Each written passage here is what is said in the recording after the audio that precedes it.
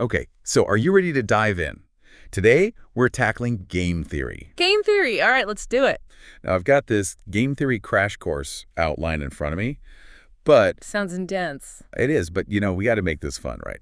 Absolutely. No dry lectures here. So instead of just, spitting out definitions, let's start with a real-world scenario. Imagine you're at a street fair. Two food trucks, both serving up mouth-watering goodness. Ooh, I'm getting hungry already. Right. But here's the thing. They both want the best spot, the one that's going to bring in the most customers. Prime real estate. Exactly. But the catch is, their success depends on where that other truck decides to park. Each one is trying to maximize their profits, knowing the other one's doing the same thing. Okay, I'm seeing where you're going with this. They have to think strategically. That's game theory in action. It's like a constant dance of trying to figure out the best move when your outcome is completely tied to what other people are doing. It's like a puzzle, but with real-world consequences. Right. And that's what we're diving into today. How do you make smart decisions in a world where your fate is intertwined with everyone else's choices? So to put it simply, game theory is basically the study of how people make decisions when their choices affect others. Right. It's about strategic decision-making. And it's not just about winning or losing. It's about understanding the incentives and the potential outcomes when multiple players are involved. Exactly. So let's get into it. Our outline starts with different types of games. First up, we've got cooperative versus non-cooperative games. Okay, so I think a good example of cooperative is like a team project at work. Everyone's working together towards a common goal. Yeah. And if the team succeeds, everyone benefits. Now, flip that around. Think about negotiating a salary. Okay, got it. That's non-cooperative. Each side is trying to get the best deal for themselves, even if it means the other side gets a little less. Exactly. It's like a tug of war, in a way. Now, the next one on our list is zero-sum versus non-zero-sum. Zero-sum is like, think of a poker game. Whatever one player wins, the other players lose. The total winnings and losses always add up to zero. Right. It's a fixed pie. But I feel like the real world is rarely that black and white. You're absolutely right. Most real-world situations are non-zero-sum. There's the potential for everyone to win or everyone to lose. Like a good example would be a trade agreement between two countries. If it's done right, both countries can benefit, right? Exactly. They can each specialize in what they're good at and trade, so everyone ends up with more. But a trade war, that's the opposite. Everyone loses in a trade war. Okay, what about simultaneous versus sequential games? Those seem pretty straightforward. Yeah, simultaneous is like rock, paper, scissors. Everyone makes their choice at the same time without knowing what the others are going to do. And sequential is like chess. You make a move, then your opponent reacts, and so on. Right. Each move builds upon the previous ones. The order matters a lot. Okay, so let's get into some of the core concepts of game theory. First up is the big one, the one I keep hearing about everywhere, the Nash Equilibrium. Ah, yes, the Nash Equilibrium. It's named after John Nash, a brilliant The mathematician. beautiful mind guy, right? That's the one. So the Nash Equilibrium is a situation where no player can improve their outcome by changing their strategy, assuming everyone else keeps doing what they're doing. So it's kind of like a stalemate. Everyone's stuck in the best possible position they can be in, given what everyone else is doing. Exactly. Imagine those food trucks again. They've both parked, and neither owner thinks they can make more money by moving, given where the other truck is. They've reached a Nash equilibrium. Okay, I'm starting to see how this applies to the real world. But wouldn't a really smart, super strategic person always want to find a way to break that stalemate? That's a great question, and you'd think so, right? But the Nash equilibrium often holds up surprisingly well in real-life situations. Think about gas stations. Gas stations, how do they fit in? Have you ever noticed how gas stations tend to cluster together? Even on a long stretch of highway, you'll often see a bunch of them right next to each other. Yeah, actually, now that you mention it, I have. It seems counterintuitive, right? You'd think they'd spread out to capture more customers. Exactly. But if one gas station moves away, they risk losing customers to the competition. So they're kind of stuck in that cluster, even if it means they're not maximizing their individual profits. Whoa, so that's like a real-world example of the Nash equilibrium in action. It is. They're all playing the best strategy they can, given what the others are doing, even if it seems a little strange on the surface. That is so cool. I'm totally getting this now. Okay, the next concept on our list is dominant and dominated strategies. Dominant seems pretty simple, right? It's the choice that's always the best, no matter what the other players do. But it seems almost too good to be true. Are there really choices that are always the best? You're right. Real life is rarely that simple. Finding a purely dominant strategy is kind of like finding a unicorn. But the concept is still really helpful. How so? If it hardly ever happens. Well, even if you can't find a dominant strategy, you can often identify dominated strategies. Those are choices that are always worse than another option, regardless of what your opponents do. Oh, I see. So even if you can't find the perfect move, you can at least avoid the really bad ones. Precisely. It's about eliminating those obvious blunders, which can help you narrow down your options and make a more informed decision. That makes a lot of sense. Okay, what about Pareto efficiency? Our outline gives a definition, but I'm honestly not getting the bigger picture here. What's so important about Pareto efficiency? Pareto efficiency is all about maximizing the overall good. It's named after an Italian economist named Vilfredo Pareto. It's a situation where you can't make one person better off without making someone else worse off. You've squeezed every bit of value out of the system. Okay, but I still don't really get it. What does that actually look like in the real world? A good example is like, think about distributing vaccines during a pandemic. You have a limited supply, right? Right, and you want to make sure it gets to the people who need it most. Exactly. So a Pareto-efficient distribution would mean that everyone who needs a vaccine gets one, and there are no vaccines going to waste. You can't make someone better off, like giving someone an extra dose, without taking a dose away from someone who needs it. Oh, okay. So it's about making the best use of limited resources to benefit as many people as possible. You got it. It's about achieving the best possible outcome for the group, even if it means some people might get more than others. That's really helpful. It's like making the pie as big as possible and then making sure everyone gets a slice. Oh, a very delicious analogy. Okay, are you ready to tackle some of the classic games?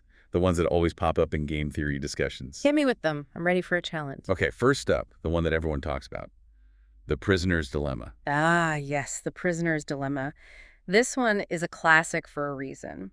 It perfectly captures the tension between individual self-interest and what's best for the group. It's like a little story, really. The story with a moral. You could say that. So imagine you have two suspects. They've been arrested, and they're being interrogated separately. Now, if they both stay silent, they both get off with a relatively light sentence, a slap on the wrist. But the police offer each suspect a deal. Oh, here comes the dilemma. Right. The deal is this. Betray your partner, and you go free. Your partner, though, they get a much longer sentence. So the best outcome for them as a group is to stay silent. Exactly. If they both cooperate, they both get off easy. But each individual has a huge incentive to betray the other. Because if they rat out their partner, they might go free. But if they both betray each other, they both end up with the worst possible outcome, a long sentence. It's a classic example of how individual self-interest can sometimes lead to a worse outcome for everyone involved. it's like that scene in every mob movie, don't talk, or else. Exactly. And it's not just a Hollywood plot device. It plays out in the real world all the time. Think about arms races between countries. Ooh, that's a good one. Two countries keep building up their weapons because neither wants to be vulnerable, even though, logically, they'd both be safer if they just disarmed. But the fear of being the one who disarms first, the one who gets betrayed, that drives the arms race. A classic prisoner's dilemma. Or companies polluting the environment. In the short term, it's cheaper for them to pollute, but long term, everyone suffers the consequences. Yeah. Another prisoner's dilemma. Okay, this is making so much more sense now. What about the stag hunt? What's that one all about? The stag hunt is a fascinating game. It's all about the choice between a risky bet for a big reward versus playing it safe for a smaller gain. Imagine two hunters. They can cooperate to hunt a stag, a large, impressive prey that requires teamwork and skill to take down. Or they can each go off on their own and hunt rabbits. Rabbits, less glamorous, but probably easier to catch, right? Exactly. It's a guaranteed meal, but not as impressive as a stag. So if both hunters go for the stag, they feast. But if one goes for the rabbit, they eat okay, while the other one goes hungry trying to hunt the stag alone. Ah, I see. So it's about trust and the trade-off between a safe bet and a potentially bigger reward. You got it. It really highlights how our decisions often depend on what we think others will do. Do you trust your partner to go for the stag, or do you play it safe and go for the rabbit? It's like, do you invest in a risky startup, or do you stick with your stable job? Exactly. There's no easy answer. It all depends on your risk tolerance and your faith in your partner. Or, in the case of a startup, your faith in the company's vision. Okay, moving on to the next one. The chicken game. This one always sounds kind of, well, Crazy. It is a bit dramatic, isn't it? The chicken game is a game of brinkmanship. It's where two players are on a collision course. Whoever swerves first loses, but if neither swerves, well, disaster strikes. Like two cars driving straight at each other. Yeah. Whoever chickens out first loses face, but if neither of them backs down, crash. Exactly. It's a game of nerves, a test of wills. You see this play out in all sorts of situations, from political negotiations to, well, those dramatic movie scenes you mentioned. High-stakes poker, but with real lives on the line. All right, now we've got a couple more on our list. Let's talk about Corno competition. All right, Coronat competition. This one gets into market dynamics. Imagine two companies, both producing the same product, let's say, bottled water. They each have to decide how much water to produce to maximize their profits. Okay, sounds simple enough. Produce as much as you can, sell as much as you can. Well, not quite. Here's the catch. If both companies flood the market with tons of bottled water, the price will plummet and they'll both lose money. Oh, right, supply and demand. Too much supply, the price goes down. Exactly. So they have to anticipate how much the other company is going to produce. They have to find that sweet spot where they're producing enough to make a profit, but not so much that they drive the price down. So it's like a strategic dance. Each company trying to outmaneuver the other, but also trying to avoid a price war that would hurt them both. Precisely. The Corno competition shows how even in a simple market with just two players, strategic thinking and anticipating your competitors' moves is absolutely crucial. I'm seeing game theory everywhere now. Yeah. Okay, so let's move on to some of the, I guess you could call them more advanced game theory concepts. Our outline mentions mixed strategies. Mixed strategies. This is where things get a little more unpredictable. It's the idea of incorporating randomness into your decision-making. Randomness. But I thought game theory was all about making rational strategic decisions. How does randomness fit in? Well, sometimes being predictable is your downfall. If your opponent knows exactly what you're going to do, they can exploit that. So a mixed strategy is about keeping your opponent guessing. It's about making your moves less predictable so they can't counter them as easily. Okay, so it's like throwing in a curveball to keep your opponent on their toes. Exactly. Think about penalty kicks in soccer. If the goalie knows which way the kicker always aims, it's an easy save. But if the kicker randomizes their direction, left, right, center, it becomes a mind game.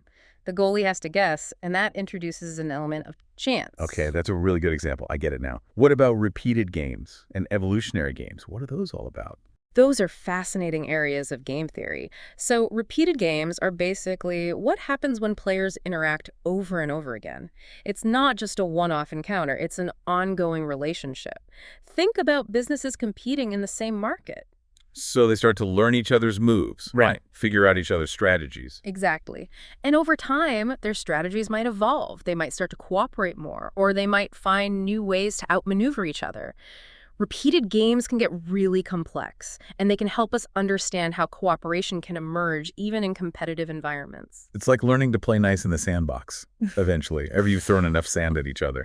In a way, yes. Okay, last but not least, applications. I mean, we've already touched on this, but where does game theory actually get used in the real world? Honestly, it's everywhere. It's used in economics to understand market behavior, like how prices are set and how companies compete. It's used in business to negotiate deals, design auctions, and develop marketing strategies. Wow, so it's like from everyday decisions to big, complex systems, game theory is lurking in the background, influencing how things work. Absolutely. It even plays a role in things like politics and international relations. Game theory helps us understand how countries interact, how they form alliances, and how they resolve conflicts. Mind blown. I had no idea it was so pervasive. And it's becoming even more relevant in fields like artificial intelligence and machine learning. As we develop more complex AI systems, we need game theory to help those systems make decisions in complex environments where their actions affect other AI agents. So it's like AI playing games with other AI. In a way, yes. It's fascinating stuff. This has been such an eye-opening deep dive. So if I had to sum up the key takeaway from all of this, is that whether we realize it or not, we're constantly playing games, making strategic choices, trying to figure out what other people are going to do. Exactly. And the more we understand the principles of game theory, the better we can navigate those situations, make smarter decisions, and achieve better outcomes. It's like there's this whole hidden layer of strategy operating beneath the surface of everyday life. And now that we know it's there, we can start to play the game more effectively. Well said. All right, that's a wrap for today's deep dive into game theory. Huge thanks to you. This was an amazing conversation. My pleasure. Always happy to talk game theory. Now, for all of you listening out there, Here's a little challenge for you. As you go about your day, try to spot the games. Think about your interactions with people, with businesses, even with algorithms online. Can you see the strategic decisions being made, the invisible forces at play? Keep your eyes open, and you'll start to see the world through a whole new lens. And we'll catch you on the next deep dive. See you then. Bye. Bye.